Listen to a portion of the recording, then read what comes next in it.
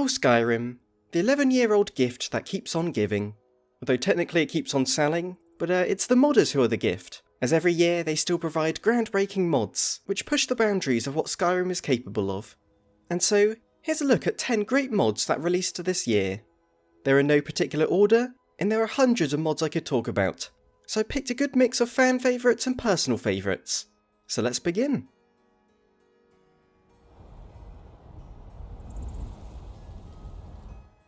First up is Shadow of Skyrim, which takes the incredibly popular Nemesis system from Shadow of Mordor and implements it into the game. So every time you're killed by an NPC, they'll become a uniquely named enemy with their own stats and traits. But in order to achieve this, it completely reworks player death. So now, instead of reloading a previous save, you'll wake up in a nearby location with debuffs, as if your body got dragged off to safety by a companion. You'll also have none of your gear left, and a quest will begin to hunt down the NPC who killed you and get all your stuff back. And so just like that, some random bandit can become Gorgo the Shield Bearer, for example, an enemy who you have a personal grudge against, causing you to re-gear yourself and face them down with a vengeance. It just makes for a more personal playthrough of Skyrim, and death can now really shake things up in unexpected ways.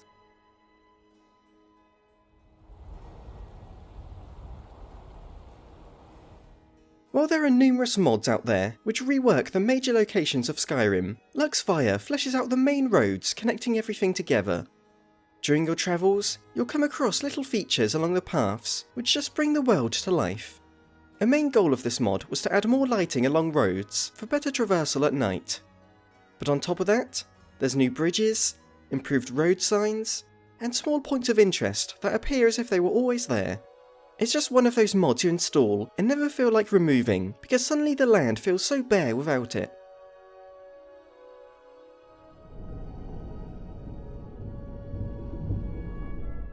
Next up is EVG Animated Traversal, a mod which honestly feels more like a proof of concept at this point, but it's so impressive that I couldn't not add it.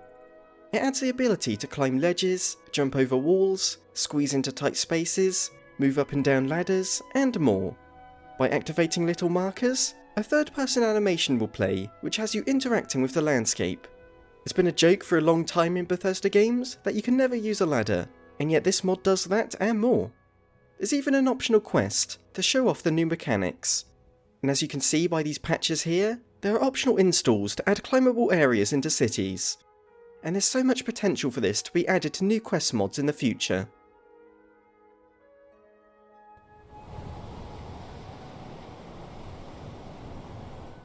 So, the College of Winterhold main quest line is one of the most memorable in the game, but it's not much of a college. Like, you get 1 or 2 lessons, and the rest is about exploring old ruins. But with the College of Winterhold quest expansion mod, you can now talk to numerous NPCs and have them actually teach you spells. It features 7 minor quest lines that focus on the different types of spells, and most reward you with new spells at the end. It really immerses you into the college life, and as for an added bonus, it mixes voice lines from existing NPCs, so the new dialogue sounds as if it was always there. I will teach you how to breathe underwater. This is exciting, isn't it?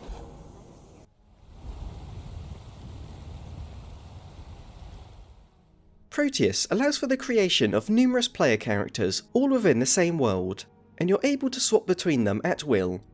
You can change their look, their skills, attributes, and more to make each one feel unique. Although for me personally, I enjoy the optional changes to the death mechanic. When killed, there's the option to make your character actually die and be replaced by someone else. And it's not like restarting a new game, as everything that has been looted and quests completed in the world will still be that way. It's as if one hero died and another comes in to take over, really shaking things up during a playthrough and creating a satisfying version of permadeath that doesn't reset your progress. It even pairs with the previously mentioned Shadow of Skyrim mod, where the new character can hunt down and avenge the old one. Now of course, if you're going through the main quest line and die, it will be weird that people accept some random new person as the new Dragonborn, but it's just one of those things you suspend your disbelief for.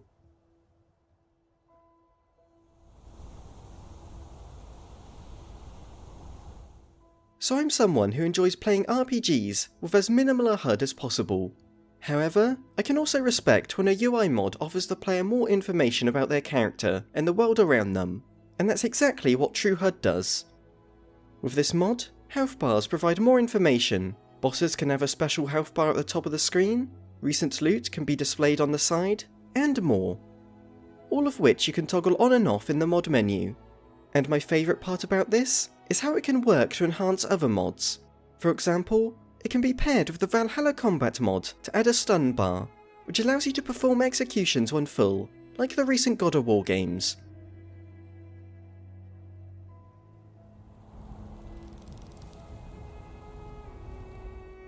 I felt like adding an armour mod to this list, as there's just so many released every year, and so I've chosen Viridian Knight Armour.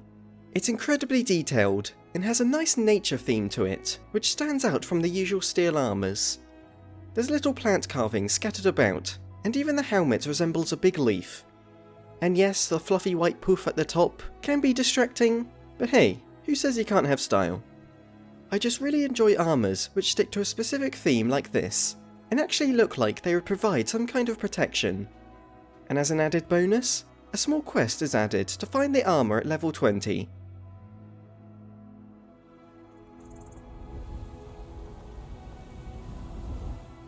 Do you enjoy spying on people through keyholes? If yes, then you probably should get a new hobby. But not before installing this great new mod, Take a Peek. What it does is add the ability to actually look inside rooms and houses before entering, without being detected of course. While this is obviously perfect for sneak and thief based characters, I found this is just as good for those who play on a higher difficulty, as sometimes you'll load into a building only for enemies to be standing right in front of you and deal damage before you can react, whereas with this mod, you can gauge whether or not you're prepared to casually stroll in. And on top of this, it's just a feature which shows you that lives of NPCs carry on without you, which is always great for immersing yourself into the world.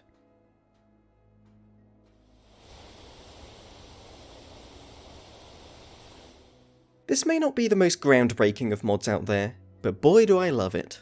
So with Skyrim's Anniversary Edition came a new fishing mechanic, and honestly, it's not even that good, like you just press E every now and then when something tugs on the bait.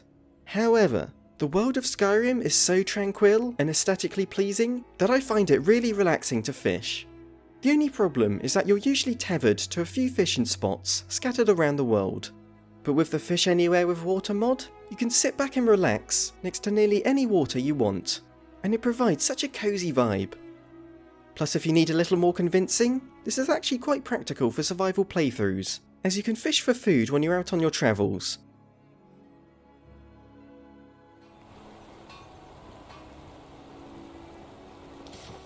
Usually I wouldn't have honourable mentions, but to not include the Skyrim Together Reborn mod just feels wrong. I've not actually played it, which is why it's not part of the list. But yeah, it's Skyrim fully playable with multiple people at once. You can talk to NPCs, explore dungeons, complete quests, and from what I've seen, it all holds together. Just an incredibly impressive feat.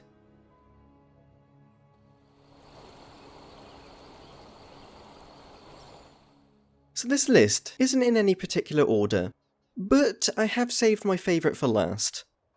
Seasons of Skyrim adds the abilities for models, textures, and so on to be swapped out depending on the time of year, meaning once it's set up properly with all the landscape mods you want, it completely transforms the world every few months to fit the season. On paper, it's a very simple concept, but when in action, it adds so much to Skyrim. I love Skyrim's map design, but I've seen it so many times, and while it's refreshing to add new landscape mods, it's usually all you'll be seeing for the entirety of your playthrough. But with Seasons of Skyrim, the visuals offer something new every few in-game months, meaning it never gets old. And if you stick to a long-term playthrough, there's something incredibly satisfying when the world reflects how long you've been exploring.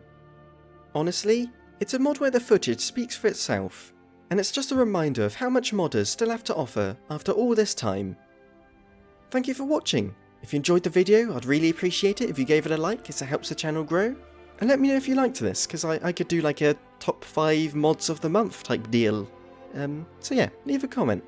I also have a Twitch where I plan on streaming one day, and a Discord if you want to talk about mod stuff or anything else. Other than that, big thank you to my Patreon supporters, Rook, Alec Bentley, Emperador Wolf, Jack Ma, and Christian Hell. And I also have a Ko-fi account if you want to give a little one-time donation. Thank you everyone, and farewell.